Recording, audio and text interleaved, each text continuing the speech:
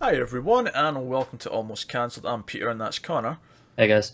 We're going to talk about Legends of Tomorrow, Season 1, Episode 9. It's called Left Behind. Full spoilers, as always.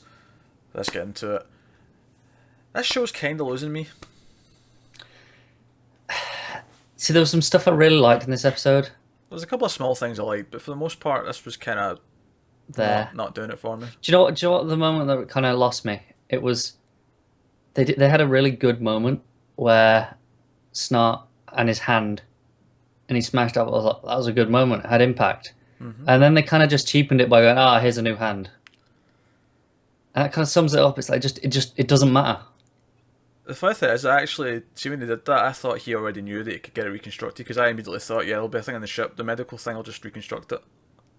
See, I knew he didn't know, and I kind of wish they hadn't. I just assumed that would be fixed, so it didn't even bother me. It just feels like there's no consequence. I agree with that overall, but I don't think that particular moment's a. But that's just one that sums it up. It's like, well, they went this route of smashing his hand, but it doesn't really matter, does it? For me, this Ra's al Ghul was horrible on Arrow, and all the League of Assassins stuff on that was bad.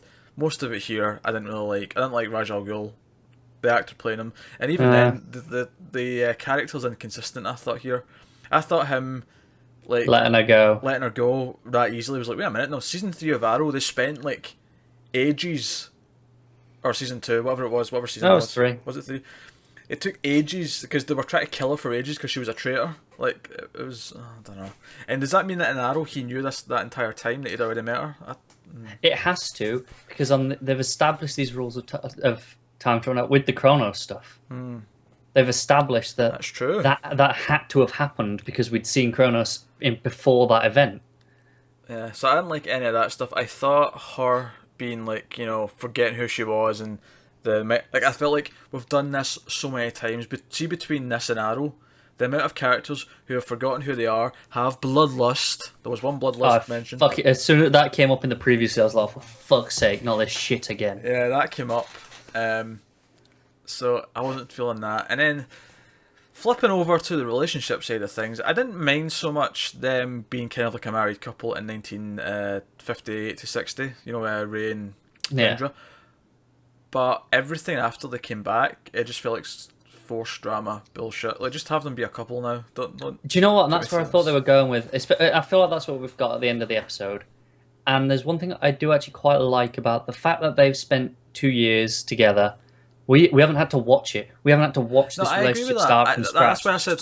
That's why I said I like that they spent the 2 years, because it gets them to the point where, okay, they're actually really close now, but we don't actually have to sit through all this bullshit. Yeah, it's a really good way of actually doing it, I thought. Yeah, but then they just kind of ruin it by the rest of the episode, them bickering and talking about their feelings constantly, ad nauseum. It was resolved by the end, so hopefully that's it now. I don't know. I feel like this show keeps pinging back and forth. It does. It's all over the place. And Isn't there's as many episodes that I just flat out don't like as there is that I like. And I It's flat out don't wildly like this one. inconsistent. I, No, I, I wouldn't go that far. I'm kind of just neutral on it. the whole thing felt like it just felt like a roadblock for the sake of having an episode. Like, because most of the drama here was, oh, we need to get to them, and then we need to make Sarah remember who she is, and then that was most of the thing. The only thing of consequence is that Kronos turned out to be Mick, which, by the way, I call as soon as As soon as he's in the previously, it's like, okay, so Mix Kronos.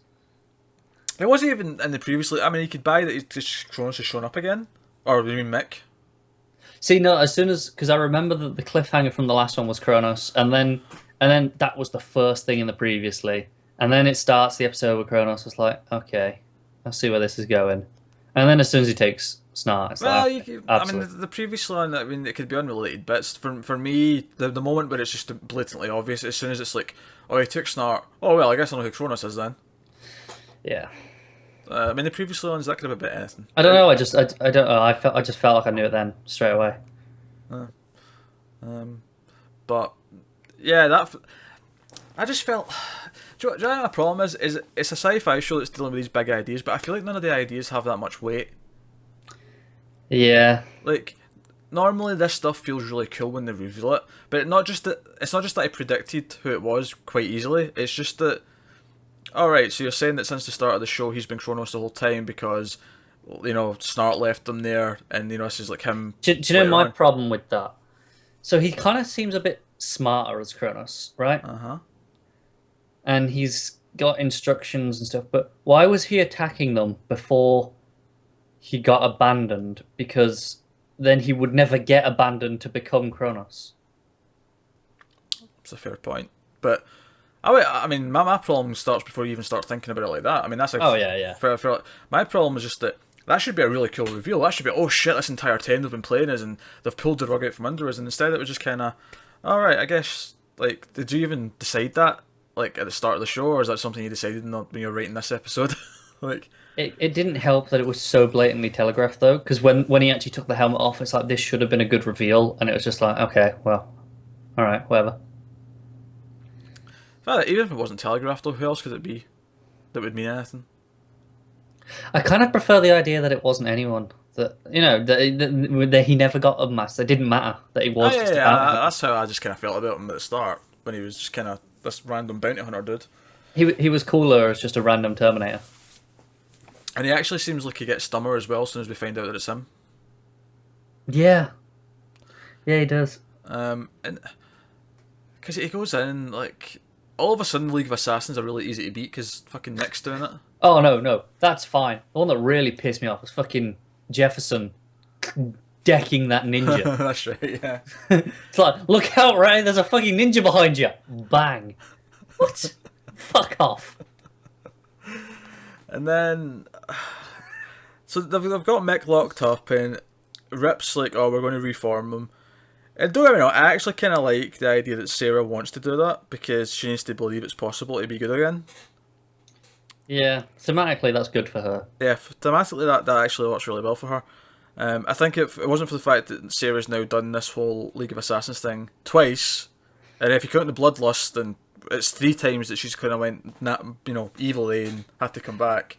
That was the thing. Like, I felt like she got closure on that in this episode already, where she could have killed Kendra or anyone, and she didn't. She's like, all right, I'm good. It's kind of good enough. Yeah, they Raz dropped a random line where he's like, "Oh, those herbs and rituals are helping you out with that bloodlust of yours." Yeah, Something to that effect. yeah. Nah, I didn't really like this episode all that much. There was a couple of nice moments. I thought the fight at the end when Kronos was coming in was actually mostly pretty cool, just because It looked good. there was good things like Kendra like getting him in a head scissors and then flying up with her wings. I thought was a pretty cool moment. The slow-mo punch from Ray was pretty cool. Yeah, yeah. So it's getting the fighting stuff down. It's just it all feels rather Inconsequential. That's the thing. no, Like, it is, nothing, but just nothing matters. it is inconsequential. But even when it does matter, it just feels a bit too light. It feels all nothing has any gravitas. Yeah. That's a shame. Because Flash has more gravitas. Flash had more gravitas this week alone.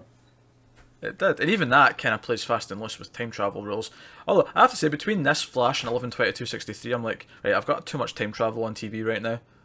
Like, I like time travel, but Not something you thought you'd be saying a couple of years ago. I know I've got it coming from like multiple directions, and I'm like mixing up what rules apply to what. Although technically, Flash's rules should apply to this as well. But it feels like they're completely different rules. It does. So I don't know.